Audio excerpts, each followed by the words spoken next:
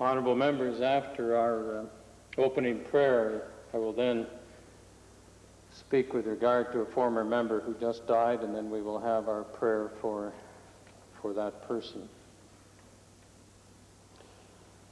Our Divine Father, as we conclude for this week our work in this assembly, we renew our thanks and ask that we may continue our work under your guidance. Amen. His Honor, Judge Edgar Gerhardt, passed away May the 25th. He represented the constituency of Edmonton and also the constituency of Edmonton Northwest for the Social Credit Party. He was first elected in the general election on August the 5th, 1952, re-elected in the 1955, 59, 63, and 67 general elections, and served until 1971.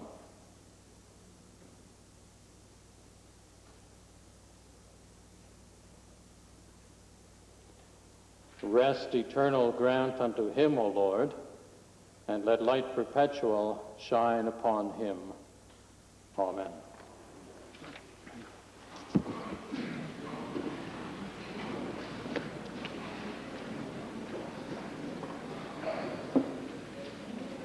Introduction of visitors. Presenting petitions. Reading and receiving petitions. For Edmonton Mill Woods. I would request that the petition that I presented yesterday be now read and received. We, the undersigned, petition the Legislative Assembly of Alberta and legislature assembled to urge the Government of Alberta to immediately release and make public the final report of the Task Force on Recognition of Foreign Qualifications. Presenting reports by standing and special committees. Notices of motions. Member for West Yellowhead. Speaker, I rise to give oral notice on the intention to move pursuant to Standing Order 40 immediately after question period the following motion. Be it resolved that the Legislative Assembly order that the Public Accounts Committee convene on Wednesday, June the 3rd, 1992, and call witnesses, including the Minister of Technology, Research and Telecommunications and the senior management of Novotel Communications Limited, and that they be asked to produce all relevant documents pertaining to the management and sale of Novotel Communications Limited, including pertinent management agreements, financial records, and any management letters from the Auditor General of Alberta to Novotel.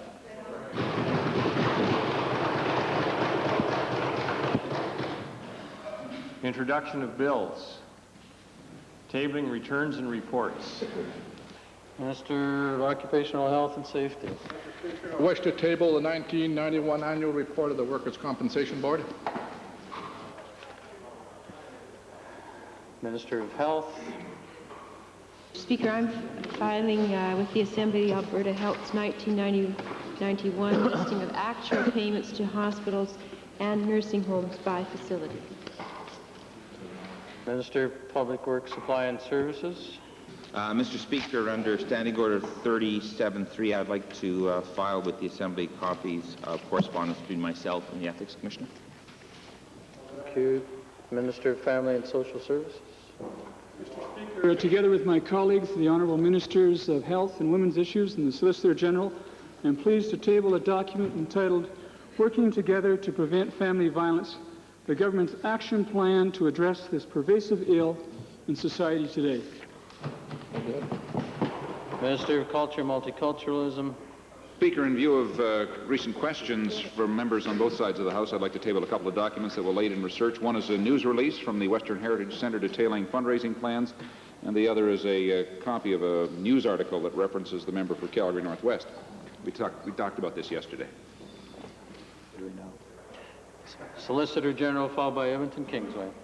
Speaker, I'd like to file the 1992-93 Family Violence Initiatives for the Department of Solicitor General. This document outlines that violence is violence, whether it takes place on the street, and a strict charging policy where reasonable and probable grounds will be met. This sends a clear message to the perpetrators and to the public that a crime has been committed and victims are entitled to the maximum protection permitted by our laws. Edmonton Kingsway. Thank you, Mr. Speaker. I want to file 81 copies of a letter that I've written to the Minister of Telecommunications Research, Technology Research and Telecommunications regarding the government's accounting for the $566 million losses in Novotel, including pertinent management agreements, financial records, and any management letters from the Auditor General to Novotel.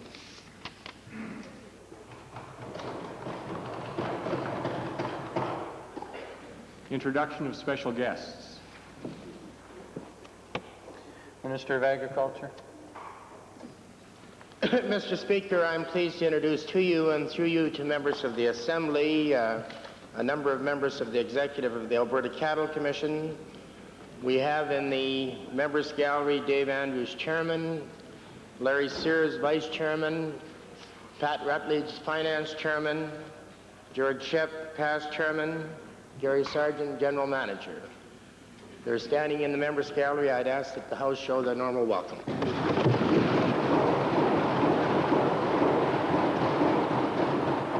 Edmonton Calder, followed by the Minister of Transportation and Utilities. Mr. Speaker, delighted this afternoon to introduce to you and to members of the Assembly 29 students from MacArthur Elementary School, which is located in the constituency of Edmonton Calder. They are accompanied by their teacher, Mr. Badger, and parents, Mrs. Cicerelli and Mrs. Ironmonger. They are seated in the public gallery, and I would ask that they rise and receive the warm welcome of the members. Here, here.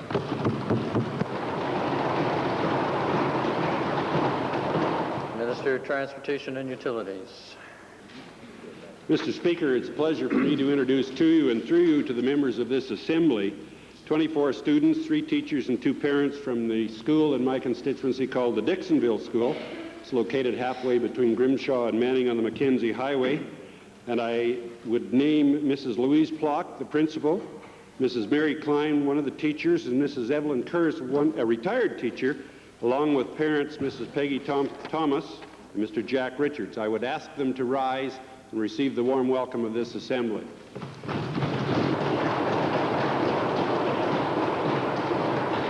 Member for Innisfail, followed by Edmonton Jasper Place, and family. Thank you, Mr. Speaker. It's indeed a pleasure today to introduce to you and to members of the Assembly 47 grade 6 students from the Innisfail John Wilson Elementary School. They are accompanied by their teachers, Mrs. Janet Hanwell and Miss Della Osley. Also, 8 parents.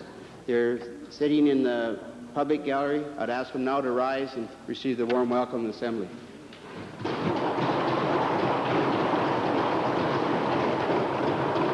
Edmonton Jasper Place.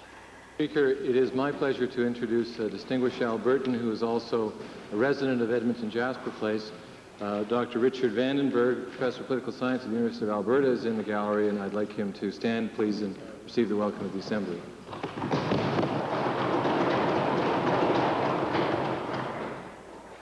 Minister of Family and Social Services. Thank you, Mr. Speaker. I'm pleased to introduce to you and through you to members of the Legislative Assembly a group of individuals who have distinguished themselves in the field of family violence prevention. They are seated in the members' gallery. Sister Julia Coyle, the Provincial Superior of the Franciscan Sisters of the Atonement and head of the Lorena Center here in the city of Edmonton, a overflow women's shelter. Judy Costco, President of the Alberta Council of Women's Shelters, and Jerry Manyfingers, Chairman of the Native Women's Shelter in Calgary. Mr. Speaker, I would ask them to rise and receive the warm reception of this Assembly.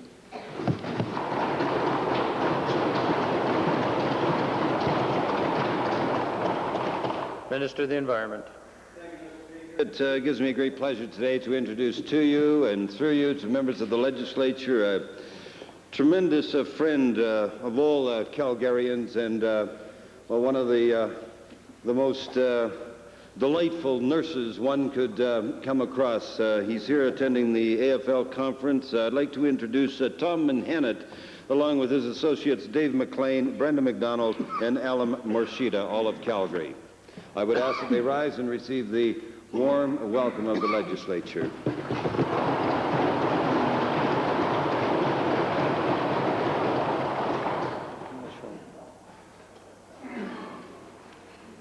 Ministerial statements.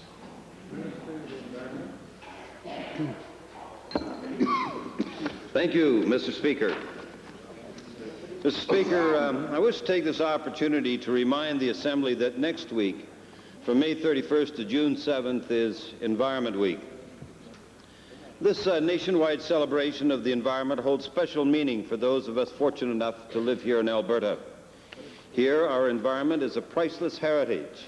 Bright blue skies, wonderful lakes, rivers and streams, magnificent mountains and great plains that stretch to the horizon. But because we are so blessed, we also carry a very heavy responsibility to ensure that our environment is protected and preserved so that it can be enjoyed by generations to come.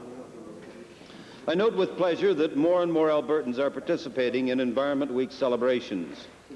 The many events taking place across the province next week range from picnics, festivals, and workshops to garage sales, toxic roundups, and tree planting ceremonies. It promises to be a busy, interesting, and a very worthwhile week, and I sincerely commend the many individuals and groups who have worked so hard to make all the necessary arrangements. While we are celebrating Environment Week, let us remember our responsibility. The theme of the week is our environment. It's in our hands. That means we each must do our part in caring for the environment, which after all is essential, not only for life, but for the fullest enjoyment of life. So let us take the opportunity provided by Environment Week to become involved and then carry through that involvement every day of the year. I wish all members of this Assembly and all Albertans an enjoyable and meaningful Environment Week. Thank you, Mr. Speaker. Edmonton Highlands. Mr. Speaker, I wish to take this opportunity to remind the Minister of a few things that are pertinent to Environment Week. First of all, as I said just a few weeks ago, responding to the Minister of Tourism upon his pronunciation of National Tourism Week, the fact of the matter is that people come to Alberta not to see clear-cut lands, Mr. Speaker. They come to see natural forests with natural habitats. They do not come to see an old man dam which violated every sensibility of every person who knows anything about the environment, Mr. Speaker. And I was kind enough to listen to the minister. Mr. Speaker, I would also like to take this opportunity to remind the minister that $100,000 or more of public dollars being spent on a celebration of the Old Man Dam in July is actually in contradiction to the concept of Environment Week. I would conclude by saying, Mr. Speaker, that if this government's policies were more geared towards the environment and less towards that euphemism, bowing to progress, tourism would be the #1 industry in Alberta right now, not a decade from now, and our environment would be preserved for generations to come. I hope the minister understood that.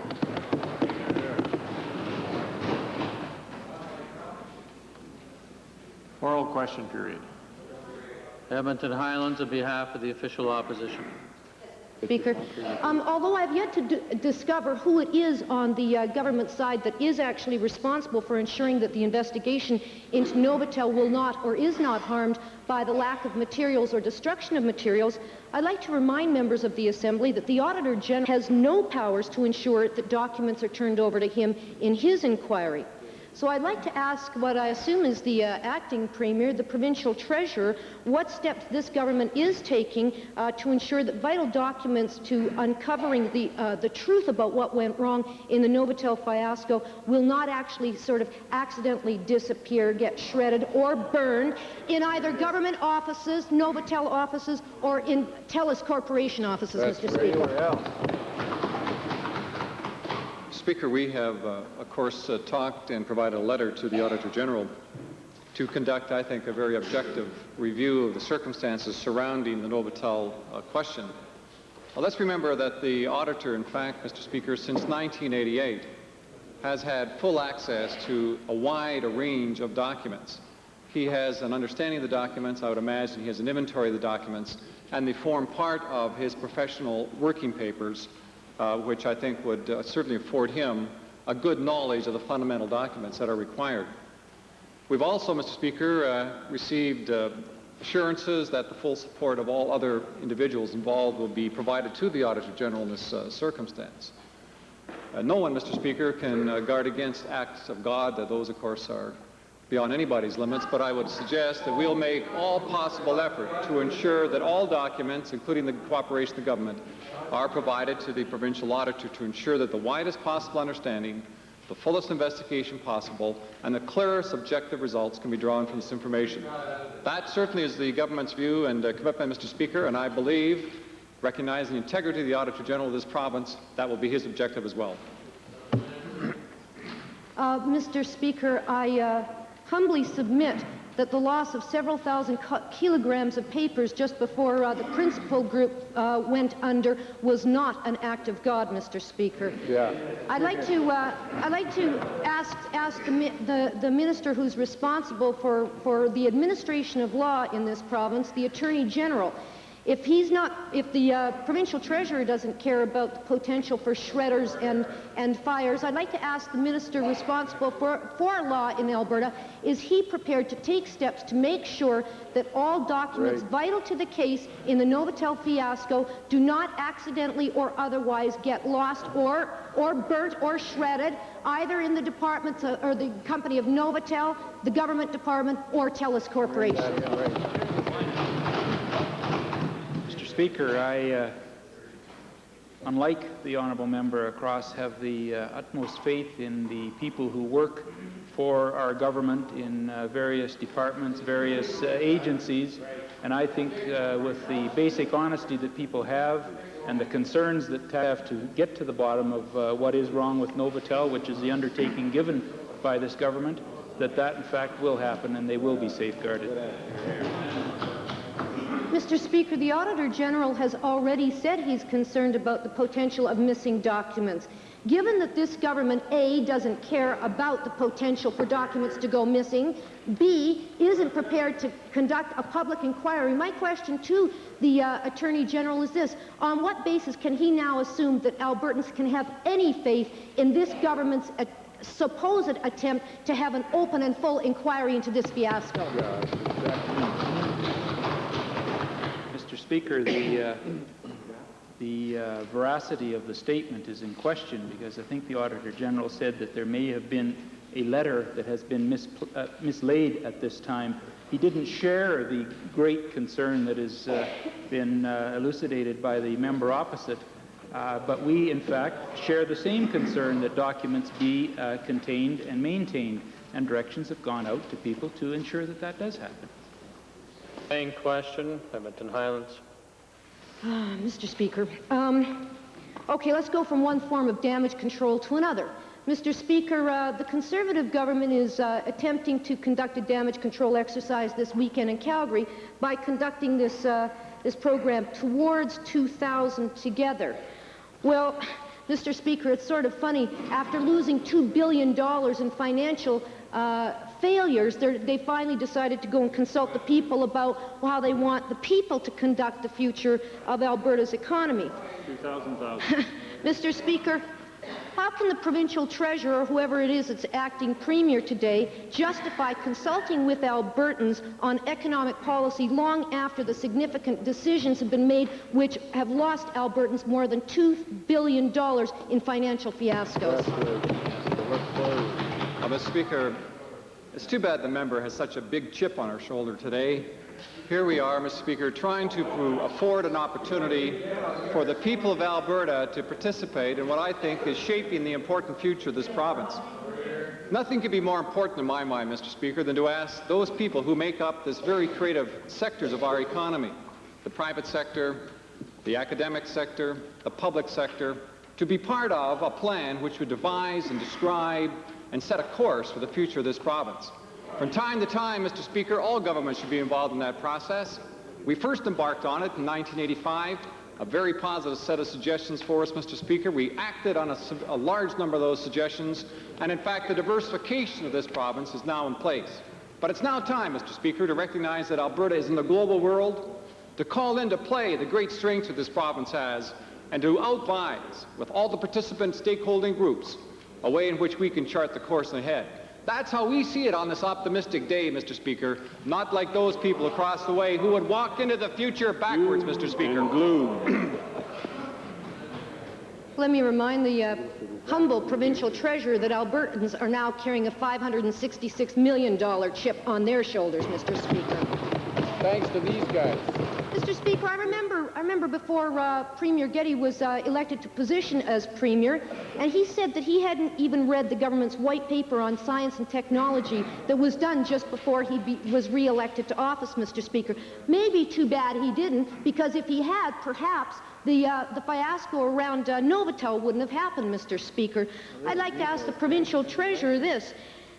Is he prepared to commit after this weekend's, what do you call it, I guess, Tory dog and pony show, that these people are going to commit to reading the report that comes out of this conference, Mr. Speaker? They're going to let it collect dust and go into another phase of $2 billion worth of disasters. Mr. Speaker, it's always interesting to see the reaction from the socialists across the way. When everything positive is talked about, there's an opportunity for all the participants to express a view, to be part of, as I've said before, the way in which we can chart the future. The opposition always takes this doom and gloom and backs away from participation. It's interesting to note, Mr. Speaker, that we opened the door to all members of this legislative assembly to be part of this discussion. If they got great ideas, as they always claim they have, both of them, not many showing, by the way, Mr. Speaker, not many showing, then they could participate. As a matter of fact, we now note that only 2 or 3 of the members of their assembly are going to be part of this process, where on our side, Mr. Speaker, over 40 members of this legislative assembly consider that their views and the views of their constituents are important to be focused of this very critical discussion, Mr. Speaker. And for that reason, we're committed to the future. We're committed to this discussion, and we're committed to make it work, Mr. Speaker. Committed to AHE. Yes, Mr. Speaker, perhaps the honourable minister would consider the suggestion of re-entitling the program towards $2 billion debt together, as opposed to towards 2,000 together. Mr. Speaker, in 6 years, the Premier of Alberta has brought us from being a net surplus economy of about $11 billion to a net deficit of about net debt of about $4.5 billion. And then, Mr. Speaker, now that the cupboard is bare, then they have the audacity to invite Albertans to dinner and ask them what it is they want for dinner. Some joke, Mr. Speaker. I'd like to ask the acting premier, given the guarantees, loan guarantees and regulatory failures that this government has incurred $2 billion worth, what credibility does this government really expect out of this week's conference? Well, first of all, Mr. Speaker, let's just take a second to set the record right. The number that the member is using is far off target. And we've already said, Mr. Speaker, that in fact the call on the provincial treasury has not been at all of the order that the member talks about. Far below that, Mr. Speaker. It's easy to speak. And secondly, let me say clearly that it is, Mr. Speaker, the question of participation in this whole issue is one which allows us, Mr. Speaker, to decide what role the government should play in the future. This whole question of competitiveness is on the minds of most Albertans. They're concerned about their job. They're concerned about the economic future of this province. It's true that we have some challenges ahead of us in the oil and gas sector, certainly, in the agricultural sector, clearly. But despite those challenges, Mr. Speaker, we believe in the faith of the people of this province and can pull together to certainly chart the course ahead. And we think that the strengths are here. The diversification's in place, and we have now put in place, I think, a level of services which will allow the private sector to feel comfortable here in this province and will allow for new investment to take place. We're concerned about jobs. We're concerned about the future of those people who work in this province, Mr. Speaker, and it's because of that concern that we've invited all Albertans to participate in this fundamentally important program which starts tomorrow in Calgary, and which over 500 Albertans will participate directly and will have some say in the future. They'll be part of the solution, Mr. Speaker, and that's what dynamic politics is about, and that's the democratic process that we follow. Hear, hear. Edmonton Glengarry on behalf of the Liberal Party. Thank you, Mr. Speaker. Fireworks. Mr. Speaker, the Auditor General has informed me that a critical document, that being a transmittal letter relating to the 1989 management letter, has been lost or has been mislaid. It is missing. The Auditor General is reported today as having said that documents may be destroyed, may have been destroyed. And we all know that, as the Honorable House Leader from the New Democratic Party has already noted, that a great number of documents relating to the principal group fiasco were lost. I'd like to ask the acting Premier what plan the acting Premier has put into effect, particularly the creation of an inventory of all documents on the government side that will be created immediately to protect documents and to assist the Auditor General. Speaker, I know I have a short memory time, but I could have sworn I just answered that question and dealt with it specifically, indicating that we are very confident on the security of the documents. In fact, because the Auditor General, the independent servant of this Assembly, does have access to both Crown-controlled corporations and Crown corporations, he will have in his own working documents clear access to those documents, first of all, and will have a very formal record of all documents which may pertain to this matter. It isn't that we don't share the concern about lost documents, but it is that we don't believe it to be the same kind of a problem the member talks about. He refers, for example, to a lost covering letter. It's my information, Mr. Speaker, that it's not clear that there ever was a covering letter. And so it's this kind of speculation that really leads us to these kinds of really unfounded conclusions. Mr. Speaker, my second question is to the Minister responsible for telecommunications. I'm informed that a third management document was prepared by accountants, outside accountants, in contemplation of the prospective sale, and that document indicated certain management problems. I would like the Minister to tell this Assembly whether he reviewed that document and as a result of that review, what action he took. Mr. Speaker, Mr. Speaker, from the question, I can't really determine the nature of the document, or the subject matter that the document contains. It's a fishing trip. Fishing. Well, Mr. Speaker, I'm not surprised. The Minister didn't read the 1991 management letter, and I guess he doesn't know about this one either. My last question to the Minister is this. Ministers are provided management letters, Minister of Telecommunications and the Provincial Treasurer, specifically to comply with the Auditor General Act. That is so an onus can be placed on ministers to take action to protect taxpayers. Now, Mr. Minister, how could you have exercised and discharged that onus when you didn't even read, by your own admission, the 1991 management letter? How could you discharge that onus? Well, Mr. Speaker, I have attempted on many occasions to, in a variety of arenas, to convince the Honourable Leader that indeed I did fully read that letter in 1991. That wasn't it, Mr. Leader. And I went through that. We took action immediately. We contacted the manager, or the chairman of the management committee, instructed him to make sure that all matters pertaining to the recommendations of the Auditor General were either had been accomplished already or indeed would be accomplished. And the Auditor General's report for this verifies and confirms for the 19th time, Mr. Leader, that all of those matters were taken care of and the Auditor General was completely satisfied. Red Deer North. Mr. Speaker, it's fair to say that virtually all Albertans are concerned about violence, be it domestic violence or otherwise.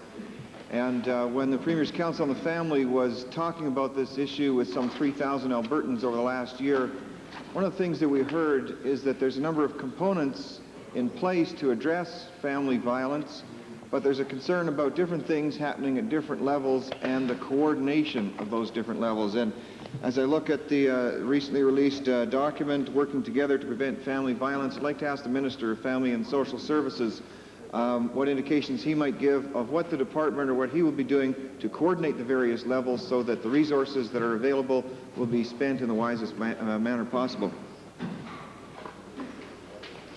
Mr. Speaker, the member for Red Deer North touches on a very important point. I think that all of us in Alberta recognize that family violence is a very complex problem. It's a problem that impacts on all Albertans. It's a problem that goes beyond political boundaries. I know that the members on that side of the House are just as concerned as those of us on this side of the House as it relates to the issue of family violence. As it relates to coordination, Mr. Speaker, I was delighted to be able to earlier table the Working Together to Prevent Family Violence document. It's very significant that this document reflects the coordinated efforts of some 11 ministries and government agencies. That is to say, Mr. Speaker, that through an interdepartmental task force, we were all able to come to work together in a very cohesive and a very effective way, Mr. Speaker, to make sure that our programs were complementing each other, to make sure that our programs were in sync with each other. We also, Mr. Speaker, took into consideration the efforts of the task force in the City of Calgary, the City of Edmonton. And again, I would want to say how encouraged I am to see the way Albertans are coming together right across this province to be able to address this very serious issue. One of the other things we heard in our discussions with Albertans, Mr. Speaker, was that more money is not necessarily the only answer to dealing with the problems. However, there must be some dollar figure in the minister's mind in terms of targeting these initiatives. Could he please give us some indication of that?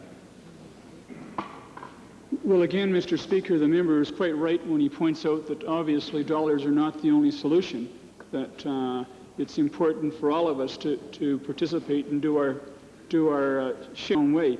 But obviously dollars are an important component of. And I think it's, again, very significant that at a time of fiscal restraint, at a time of many, many ministerial budgets being slashed significantly, that our Premier and this government committed an additional 25% in funding to be able to address, again, this very serious issue. And as I say, that speaks of our commitment. We are serious about working with Albertans to resolve this outstanding issue. Moore. Speaker, my questions are also to the Minister responsible for Family and Social Services, and we too welcome the announcement of the Minister of Family and Social Services which was made today regarding the initiatives dealing with violence in the family. The additional funding for women's shelters and satellites are a step in the right direction. However, the increase in funding for existing shelters is only 2.5% and does not address the need for core funding, 100% core funding, which includes adequate staffing levels and wages. Will the minister now commit to immediately putting in place 100% core funding to ensure that women employed in shelters will receive a fair and equitable salary? Right on. Well, Mr. Speaker, I always appreciate the concern that the member for Edmonton-Avonmore brings forward in this Assembly. I know that she too is very committed with us towards addressing the issue of family violence in a very meaningful way. As it relates to the funding in this year's budget, Mr. Speaker, you can say 2.5% isn't very much. I think any increases at a time of restraint are fairly significant. We put our priorities in other areas this year in introducing new initiatives. The member pointed out the substantive increase to our satellite shelters introduced not that long ago, Mr. Speaker, and this year we are almost doubling our funding commitment there. As it relates to our existing shelters, Mr. Speaker, I will say this to the member, that I am committed to working with the Alberta Council of Women's Shelters to coming forward with the appropriate funding model. I think that it is fair to say that we both recognize that there is some needs for additional dollars, and through some of the changes that we've introduced this year, through some of the systems that we've been able to put into place to evaluate the services that are being provided, we hope to be able to establish that appropriate model. Thank you, Mr. Speaker. Thank you, Mr. Speaker. Well, I think time that services to women and their children are on the backs of poorly paid women. My second question, children who witness or are targets of abuse are particularly vulnerable to developing behavioral and mental health problems. At the present time, treatment for these children is not an option unless the child is in the care of the Director of Child Welfare. My question to the Minister responsible for Family and Social Services, will the Minister now commit to fund the treatment services so that they will be available to all children who have witnessed or are targets of violence, whether or not those children are in the care of the Director of Social Services, whether or not their mothers are in shelters, and whether or not the perpetrators is a member of the family? Mr. Speaker, the Minister of Health might want to supplement my answer, but again, I can only say that the package that we've brought forward this afternoon, and I realize that the member has just received it, includes some 27 new initiatives. Part of those initiatives will help to address that specific concern, Mr. Speaker, and I would ask the Minister of Health to provide that information. Mr. Speaker, included in the estimates of the Department of Health is funding specifically targeted for the issue of treatment and prevention of family violence, and includes potential funding for adult victims, adult survivors of family violence, and child victims. Edmonton Meadowlark. Mr. Speaker, the internationally respected Moody's bond rating service has reported today in this document that the government's debt, the government of Alberta's debt, is $25 billion, $10,000 for every resident of Alberta, $40,000 for a family of 4. Will the Treasurer tell us who he thinks he's fooling when he continues to state that the province's debt is only $12 billion, while Moody's bond rating service establishes it with credibility at $25 billion? Mr. Speaker, it takes a long time to provide the information to the member from Meadowlark. I've got lots of patience. I don't mind having an opportunity to speak to Albertans about the strength of our economy, about the way in which we have managed the position of the government. Right now, Mr. Speaker, as disclosed in the budget address, and I'll make it very clear for all members, they can check on page 39 that the total debt of the General Revenue Fund at $12 billion. That's just about equal to the amount of money we have in the Heritage Fund, Mr. Speaker. In fact, it is true that right now the assets and liabilities as of March 31st, 92 are about balanced. $12 billion in the Heritage Fund and $12 billion outstanding, so that we could borrow, using the strong credit rating of this province of Alberta, borrow in all capital markets at a premium compared to other provinces, to ensure that we could work our way on plan through the very difficult times we experienced in 1986, 87, and then again in 1991 when both the price of oil and the price of gas fell dramatically. We did that, Mr. Speaker, by maintaining the lowest possible income taxes of any province in Canada, not having to go to the sales tax, as in fact the Liberal Party have already advocated that they would not control spending, they would go to the sales tax base. And we have done that, Mr. Speaker, by using the financial strength of this province. The debt is $12 billion, Mr. Speaker. That's what we have said, and that's what has been confirmed by Moody's, and the member knows that full well. Earth to Treasurer, Earth to Treasurer.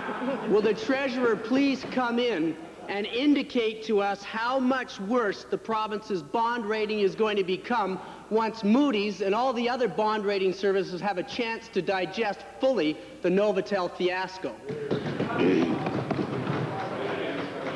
Mr. Speaker, we have already indicated that the losses in Novotel have been spread back over the past 3 years. And as a matter of fact, I took the time about 2 months ago, Mr. Speaker, to be in New York to discuss with the bond rating agencies both the revenue price shock which we experienced, which caused the deficit this current year, and to talk about our loans and guarantees. And in fact, Mr. Speaker, the rating agencies were very impressed with some of the adjustments which the government has made over the past year. First of all, they understand and fully agree that we have recognized what the auditor has said about the timing of losses in those financial institutions which we're directly responsible for, including, for example, the losses in the credit union system, the losses in Novotel. All of those have been booked and taken care of before the year ended March 31st, 92. And secondly, Mr. Speaker, they agree that on the pension side, we have eliminated over $5 billion worth of debt as a result of our reform of the pension plan. And on top of, Mr. Speaker, they have said, Moody's said, that the province of Alberta, because of its strong economic base, its strong employment characteristics, and its heritage fund, is in the best financial position of any province in Canada. Hear, hear.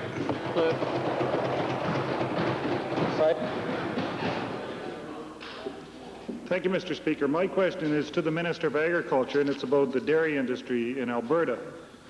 It is my understanding that the dairy industry in Alberta is operated by or under the direction of the Dairy Control Board, but there is discussion by the Alberta Milk Producers Association related to the formation of a marketing board. I wonder if the minister can assure the Assembly that these discussions that are going on now are not being led by or guided by either he or anyone in his department.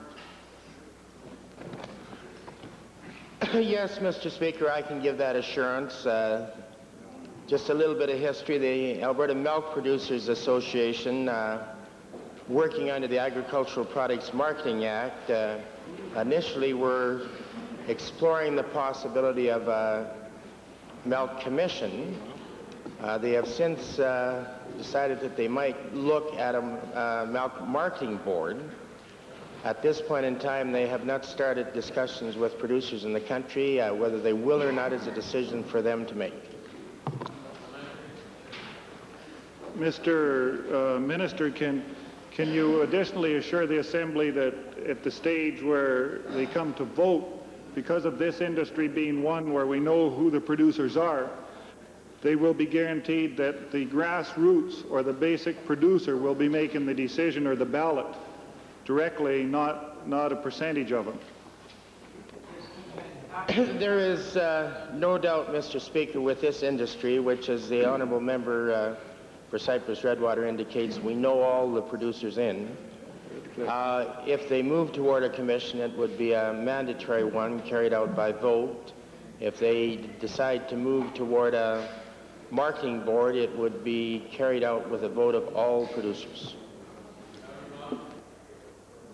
Thank you, Mr. Speaker. The provincial treasurer said that $566 million bill for Novotel won't hit the deficit in his budget for this year. That's because he simply added the loss to the deficits of previous years. It may be glib and slick accounting, Mr. Speaker, but it all adds up to a lousy deal for taxpayers. Hear, hear. Unfortunately, we've had big deficits in the last few years, so what it means is that the provincial treasurer has had to go out and borrow money to pay for these Novotel losses. Right. Given that $566 million is being financed by extra borrowings on which we are already paying interest, why has the provincial treasurer tried to hide from taxpayers that they've already paid an extra $50 million in interest costs for this Novotel financial disaster, that the real cost is closer to $630 million, and that they will continue to pay $50 and $60 million each and every year into the future for these borrowing costs? Unbelievable. Speaker, I don't know if there's any question there. There we go. Add it up, the cost of the interest charges. I guess the provincial treasurer doesn't have a grip on his responsibilities as treasurer in this place. The price tag for this government's incompetence is approaching $2 billion for all of their failed business ventures and regulatory failures in this province. We've seen cuts in senior citizens programs, students denied access to higher education, hospital beds and services have been cut. This government's destroying the best province in Canada, Mr. Speaker. I'd like to know what programs the provincial treasurer is going to target for cuts to pay for these Novotel losses. Will it be programs for seniors? Will it be education for students? Will it be services for the sick? Who's going to be asked to pay the price tag for this failure, Mr. Speaker? On the back. It's a long road. Well, Mr. Speaker, the member made up for his mistake at the first time around by putting 5 questions into the second question.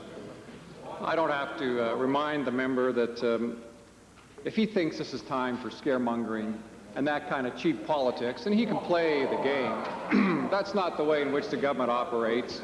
We play in a very stable, even-handed basis, Mr. Speaker, and I think it's, since the member has made a long, fairly misrepresentative statement with respect to his position, it's only fair that I have an opportunity to correct the record.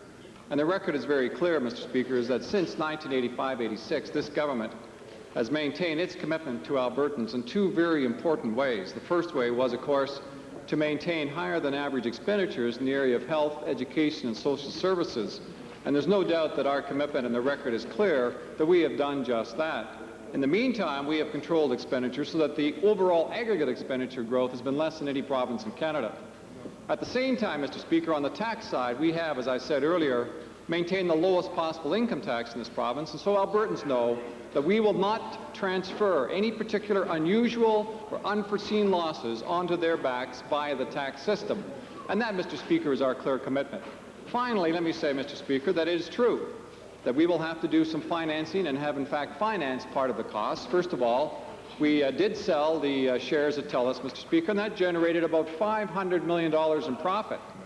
Now, if you wanted to make the same kind of comparisons as the member from Mountain View did, you could argue that the profits we made on TELUS, $500 million, just about offset the losses which we expect to take on TELUS, $560 million. Now, Mr. Speaker, that's the facts, and I have clearly said already that the loss this year on the budget will be not very great. We will not take any significant losses on asset write-offs or recognition of guarantees. Those have all been adjusted for previously. The Auditor General has asked us to conform to his accounting policy. We have done just that, and this $566 million on Novotel will have no impact on the current 92-93 budget year. Belmont, followed by Calgary Northwest. The Treasurer's abacus stopped working some time ago, Mr. Speaker. However, today my questions are for the Minister of Labour. Automatic fingers, Dick. Thank you. I apologize, Mr. Speaker. Mr. Speaker, after 6 years of walking the picket line, Ziegler workers continue to walk that line even though they have accepted the company's final offer 3 weeks ago. Fair-minded Albertans, Mr. Speaker, are quite astonished that the government would continue to condone such action by the employer. And the Minister of Labour said on May the 11th that she is urging a settlement of the dispute for some time, that she has been urging a settlement for some period of time. And I would like to ask the Minister, what steps since May 11th has the Minister taken to get the company to accept their own final offer and get the Ziegler workers back to their jobs?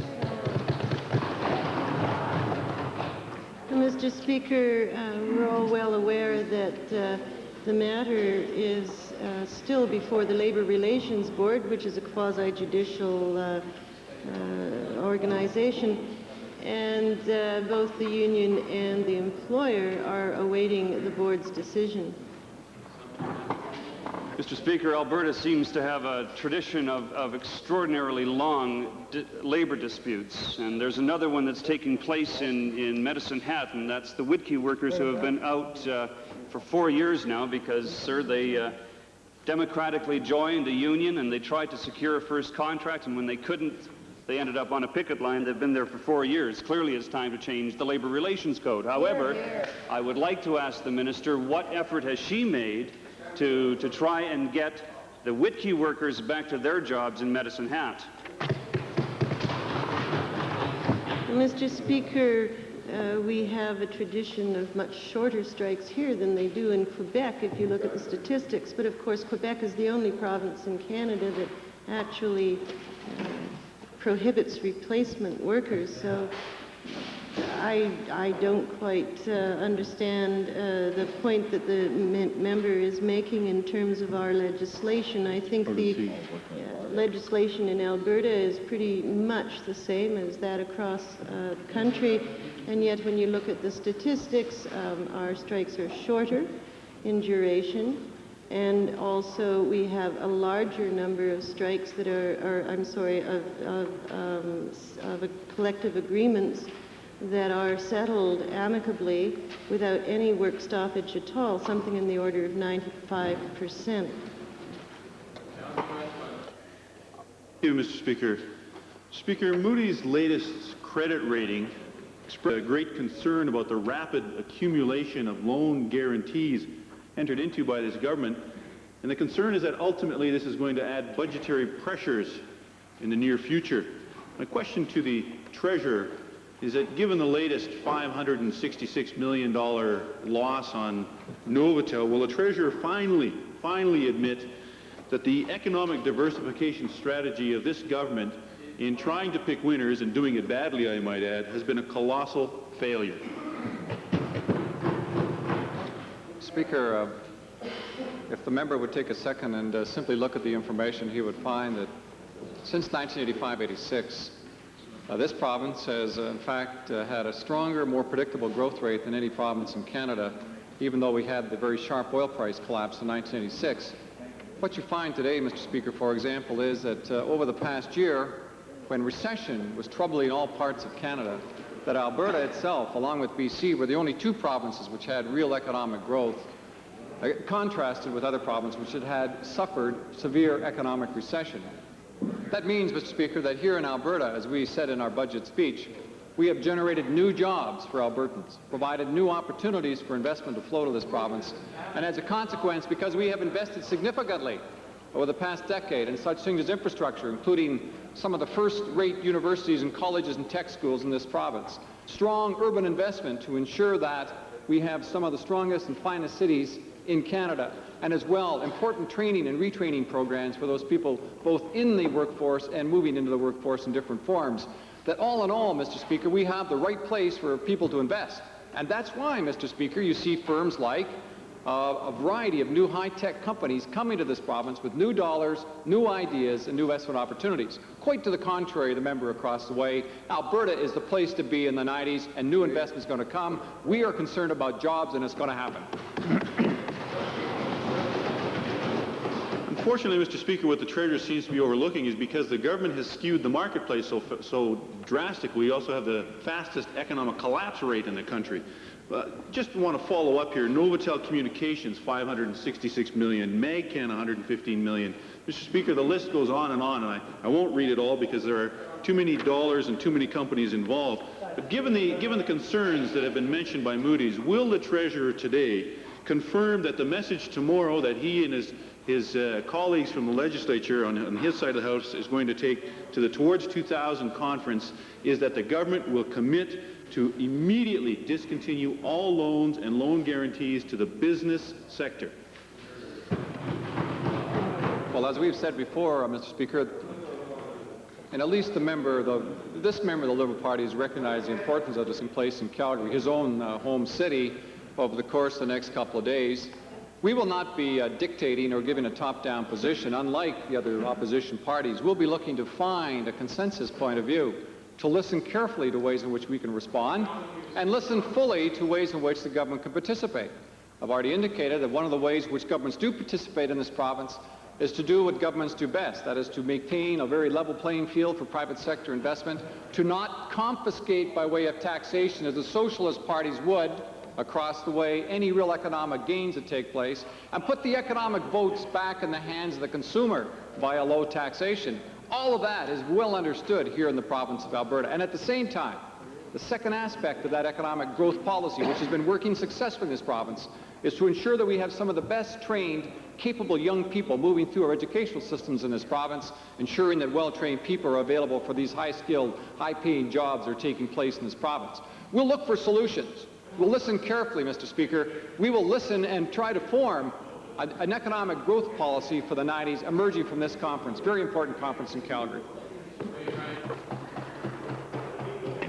Thank you, Mr. Speaker. My question is to the Minister of Environment. Water is a very precious resource in this province. Your department has the responsibility of managing that resource in the best way possible. Our Mistahaya Ski Resort, a private sector enterprise, has applied for a license 2 years ago, and we still haven't received that license. Could you outline the water policy for our Battle River and tell us why we haven't got that license yet? Well, Mr. Speaker, the Mistahaya Ski Resort is a good project, but we have to make sure that the viability of the river is maintained. And we have determined that the minimum flow for the Battle River should be 25 cubic feet per second.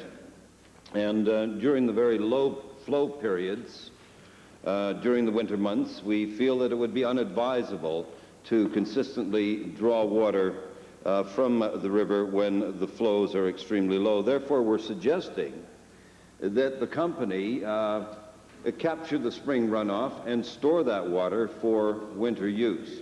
We have issued an interim license, which expires in 1993, but I'm afraid they're going to have to come to grips with a long-term solution to this problem. My supplementary question then, as some CTAP dollars are dependent on a permanent license, has your department done possible in communicating and getting the proper information so we can get a permanent license? Well, certainly we've had numerous discussions with the company, and I've been out to the site twice. We've provided them with virtually all the technical data that we have relative to the flows in the Battle River. It's still our considered opinion that indeed to go ahead with that project and to run it properly and not jeopardize the river, that the water storage facility should be built. Ray. Mr. Speaker, my questions were to the Minister of Economic Development and Trade. I guess they will have to go to the Treasurer. The most important issue facing Albertans today is, of course, the mess the government has created by all these losses to ad hoc funding to companies like Novotel, MagCan, Northern Steel, the list goes on, and misadventures like the bailout of Peter Pocklington's empire or the privatization of AGT, for that matter. In fact, taxpayers have had to put out nearly $2 billion, and if he doesn't believe it, he should look at the press release of the official opposition leader in Calgary today. We documented thoroughly. Now, in light of the mess created by these ad hoc loans and loan guarantees, can this minister explain why the government's own document called Going Global, why it suggests that the government should keep on giving ad hoc loans to foreign corporations?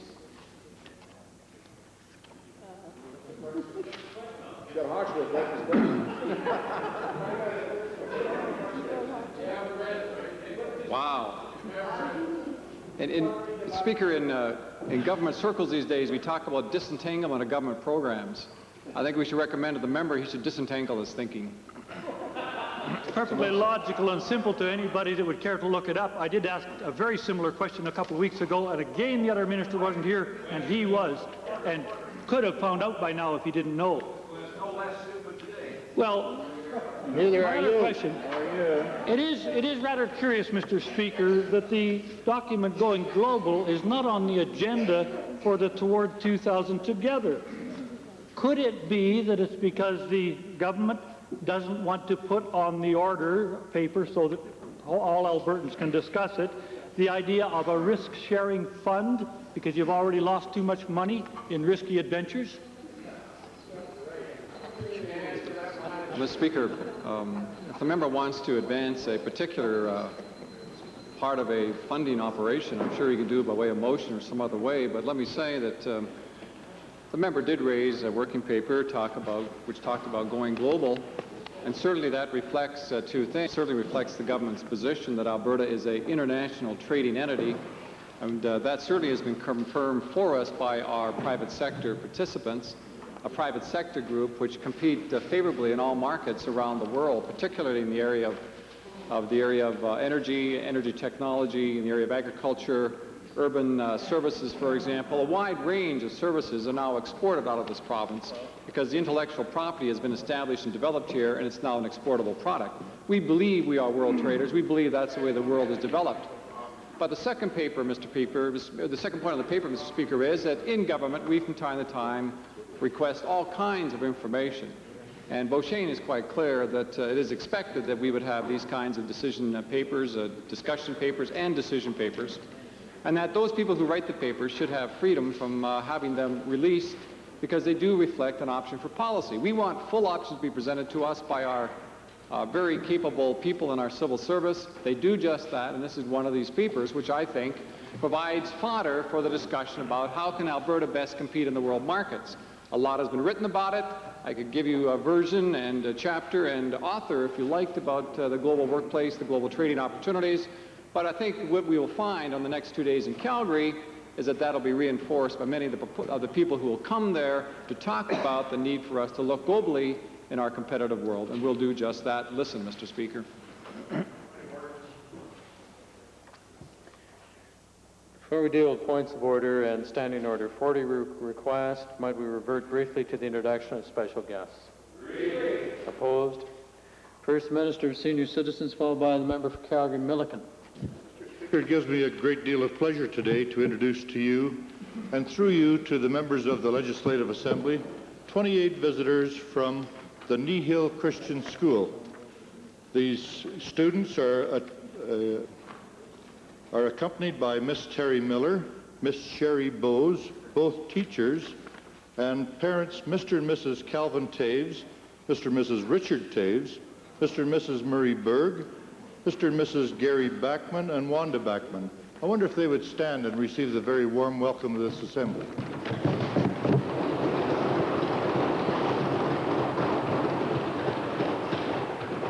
Calgary-Milliken. Thank you, Mr. Speaker. I'm really pleased today to introduce to you and the Legislative Assembly 52 of the finest young people from one of Alberta's finest community schools, Sherwood Community School. And they're seated up in the public gallery up here above me, and I'd like for them to rise.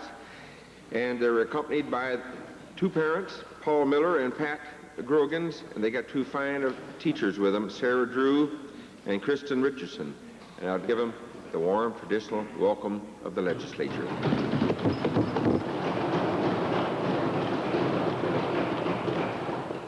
Red Deer North, point of order. Thanks, Mr. Speaker. Citing 23L and also referring to the fact that a point of order is to be raised as soon as possible, I'd just like to serve notice that I'd like to peruse the blues on a statement brought forward by the member of the Liberal, or the Leader of Liberal Opposition, in reference to a supposed third letter. We're all in the Assembly trying our best to determine all elements of the Novotel situation, and information that is introduced which could possibly throw a curve or hamper that pursuit, I think would definitely qualify as a point of order. So I'd like to serve notice that I will be asking for the blues to look to that reference and then to be following that up. Thank you. And this is which? To speak to the point of order? No, that's not necessary, Honourable Member. When the point of order is dealt with, then we will have one spokesperson from each caucus. Thank you. Additional points of order? Thank you. Request for urgency of debate, Standing Order 40, the member for West Yellowhead. Thank you, Mr. Speaker. Today I rise for Standing Order 40 due to the urgency of the Novotel fiasco, because later this afternoon the legislature adjourns for 7 days, Mr. Speaker. Well, the legislature's adjourned, the Public Accounts Committee does not sit. With the request of many Albertans, they feel that this situation has to be dealt with great urgency and immediacy so that we can discover how all these things went by the wayside. Mr. Speaker, there's no meeting of the Public Accounts until July the 10th, 92 scheduled. And June the 10th, I'm sorry, Mr. Speaker, 92, 2 weeks from today. Albertans want to know more presently as to what has happened with the mismanagement of this particular venture. The Legislative Assembly Act, Section 14.1, allows the committee to summons any person and require him to give audience evidence orally or in writing and to produce any documents or other things. The standing orders permanently mandate the Public Accounts Committee to review the public accounts. Therefore, the committee is fully within its right to summons the minister and senior officials of Novotel for the purpose of hearing evidence that would not otherwise be available, and the Auditor General, for instance, is not allowed witnesses. So we believe, Mr. Speaker, that this mess can only be cleaned up if when Albertans only know the full facts. That's why the importance that the Minister and Novotel officials come before Public Accounts prior to the legislature coming back to explain what happened to Novotel from the time Alberta government telephones was privatized as TELUS Corporation until the time of a fifth sale announced last week. Mr. Speaker, Albertans particularly want answers in respect to the false prospectus that led to the collapse and sale of Novotel to Bosch, the massive losses recorded in 1990 and 1991, the details of the discussions leading to the sale of the company. These, Mr. Speaker, are urgent things that the people of Alberta would like to know, and the implication to Albertans of the government's continued operation of Novotel's Systems Finance Division, the least profitable, most troubled part of the company. It's with great urgency, Mr. Speaker, that only the Minister and the senior company officials can supply this information, and the committee has an obligation to Albertans to hear what they have to say. And in fact, Mr. Speaker, the New Democrats... Thank you, Honourable Member. Thank you, Honourable Member. There's been a fair amount of latitude with respect to your plea for urgency under Standing Order 40. All those willing to allow the matter to proceed, please say aye. Aye. Opposed, please say no. No. Matter fails. Orders of the day. Orders of the day. The flag.